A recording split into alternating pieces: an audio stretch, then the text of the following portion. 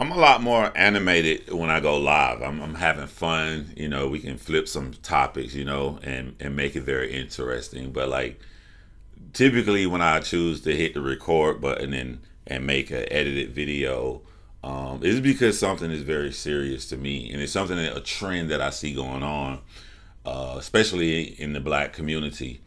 And I do like actually helping people out, and it's just something that I noticed. So I wanted to start this video just with a real life story that this reminds me of that happened in my life. See, in high school, my best friend his name was Donnell, right?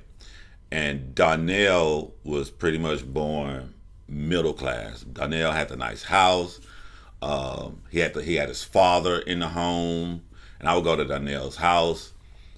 Me, I'm from the slums, the hood. Had 12, 11 other cousins and stuff, staying with my grandma, sleeping in any place on the floor we could find. I literally was from the streets, all around in my neighborhood, blood gang members, and that just was normal to me. Even though honestly, I never acted like that. I made straight A's. Probably the only thing gangster about me is that I don't know, I'm crazy like Tupac. I guess I would fight. If you want to fight me, we're gonna fight. But I wasn't like street though. I was a natural. My mama said, hit me, somebody hit me, hit them back.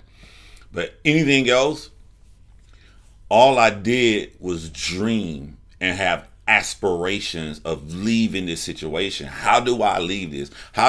When I become an adult, I don't sleep on a mattress, I don't be this poor. So my brain poured into films, into movies, which is what I do now, because I wanted that life.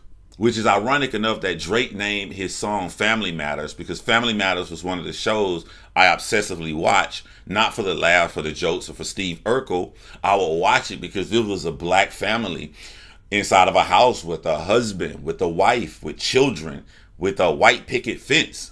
And I'm like, how do I get that? The goal was to leave this environment where it's normal for me to see people shot and jumped on and beat up. I couldn't, I needed out. The drive, the dream is different. But my friend Donnell, who had these things, and I go to his house and I'm looking at him like, bro, you got the life.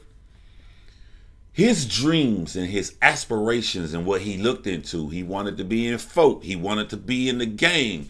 He wanted the money he had where he could dress nice. He wanted to dress bummy. He wanted to be taken as a street dude. And he would go and chase this. So when me and Donnell both became adults, our lives went in the exact opposite direction of how we grew up. He dropped out of school. These are the things that he's into, that he's doing. And I remember we got into an argument. He posted a photo trying to put me down. And his photo was him mean mugging and making a face. And the photo he picked on me on was me smiling in a dress shirt and a tie and a briefcase on, because I just got this awesome, amazing job and I'm flying down to Tampa to go to training for. He looked down upon that because his dreams and his aspirations of what he wanted to be like the street guys, because he wasn't one. So my title is not misleading. I really believe in the title that I wrote.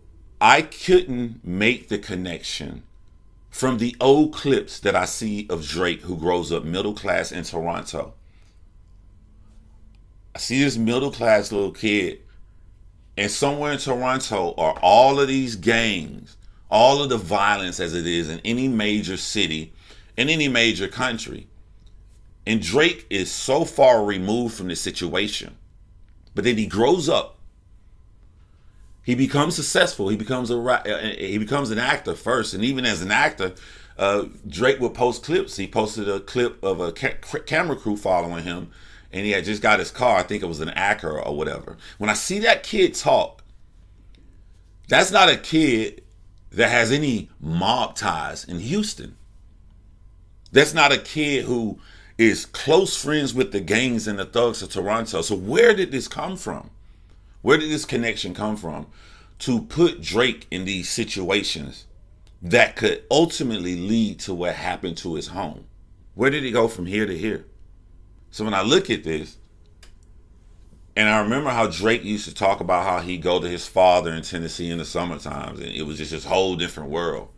This out of place kid to this culture, as Kendrick would say, is seeing these things.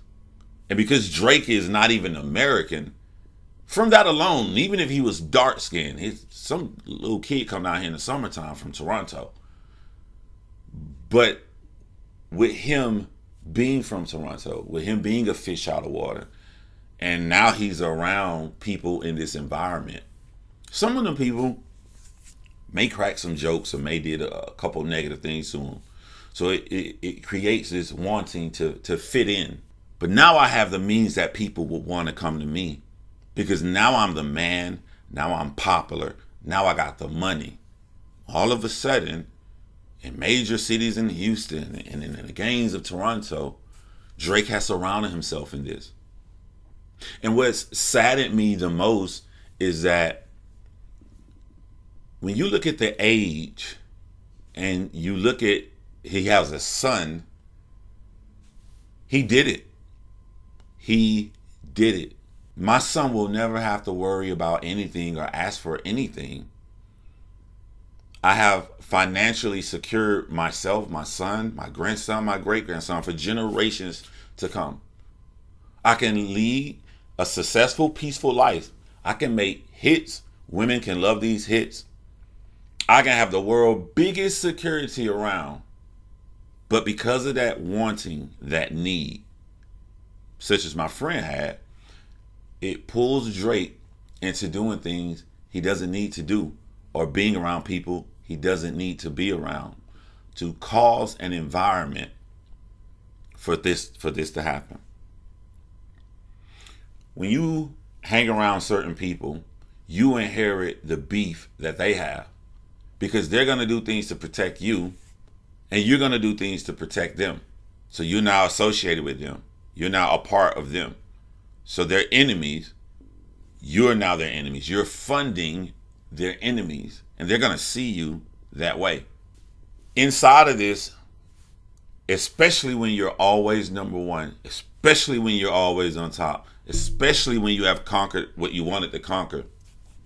I'm gangster now. I look like I fit in.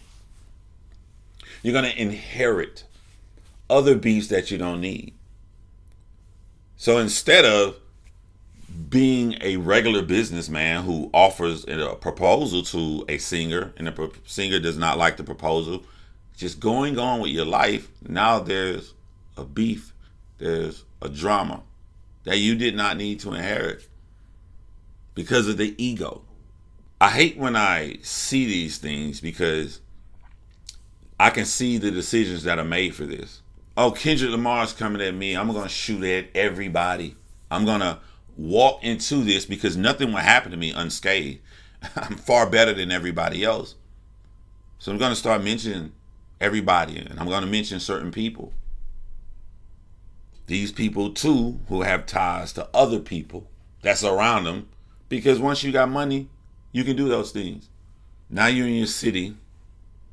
Now there's beef and there's real drama when you could be a successful rich man who just acting like everybody else that live in your street. Now you say these things about these people, and now real life comes knocking at your door. It was prophetic when Kendrick Lamar was saying, I hate when I talk about guns and somebody dies. It's like, and then everybody turning to nuns, and you see this live in this situation right now. Everybody want more beef, more drama, more drama. And all of this stuff is creating this atmosphere. There's an atmosphere. You see, I used to wonder why I had a problem with that person or this person or this person or this person, or a relationship with that woman and that woman and that woman, that woman, until I had to face the mirror. You get desperate enough, it will force you to look into that mirror and see who is the common denominator in all of this. Who is creating this unnecessary atmosphere that ultimately lead to situations like we have here with the shooting at Drake's house. When you go back through the lifeline and you go back through the timeline, who connected these kind of people to have this environment? It's you. It's you. So when I hear that there's a shooting at Drake's home and I hear a security guard is shot and fighting for his life in the hospital because he's clocking in on the job to protect you, that's all I can think about. Yes, there are always other factors in life, but you can only control what you can control. The best way to mitigate any damage in any situation is to maximize looking within to change whatever action you can change to better your environment and to better your situation. Right before all of this beef and all this drama and everything happened with all these rappers, you know, you had to imagine that I got hundreds of millions of dollars, I got multiple beautiful homes, I got multiple businesses. My son lives far away, but I'm fortunate enough that I can fly and see him whenever I want to. Everything in life is connecting. And then Drake goes on Instagram and he posts the final shot of his tour. He posts himself on stage. And now I look back, that final moment on stage is such a pivotal moment in Drake's life. Because when he leaves that stage, he creates a Y in the road. I can fly and go home and relax and chill and maybe go to any country I want to. Maybe go see my son. Maybe go give to charity. There's so much cerebral, calm, peaceful options down this road. Or maybe I can go home and I can get to it. Let's get to this war. Let's flame people up. I know I'm the man. I know I'm going to easily win. I know I'm going to dust everybody off and nothing's going to happen, because when you're really not of that world, you start thinking idealistically because you never truly, genuinely had to go through it. It's never been your life. So you don't see things until it happens. That street shit ain't like it is in the movie. That street shit is them police, them SWATs at your house right now. That street shit is there's actual real blood in your driveway about your $100 million home that you had custom built for yourself. That real street shit is that security guard that you laughed and you joked with. That security guard that probably told you about his family. In the hospital with his family, crying and pleading, hoping that he makes it through. That is that real street shit. And when you're not from it, you want to retreat as fast as you can. You get scared. When real people are from that street stuff and they see stuff like this, it's just every day for them. It's every day. You ever heard somebody talk?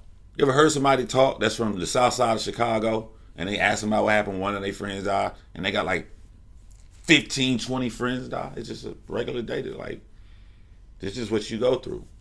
But it's shocking and it's scary when you don't go through that, because you never thought about this in real life as being a consequence. You thought about this as a goal to achieve, to make it closer to. I don't want nobody else to glorify this kind of stuff, to go through this stuff. It's real shit. That's why a lot of people like myself, when you're actually in it and born in it, all you want to do is leave it. It ain't the fucking life that you want to have, and it ain't the life that it should even be a plausible scenario when you have hundreds of millions of dollars and you've done everything right in your life. Drake, do you realize how close you were? Do you realize you are alive right now? Because at the moment that person pulled up to your driveway, you was not outside. You was not out there checking on the security guard, asking him again about his family like you normally do. Had you been not in, but yards away right there, you would not be here.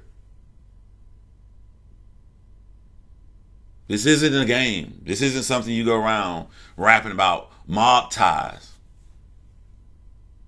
This is real life. And right now, because of you, somebody is now fighting for their life.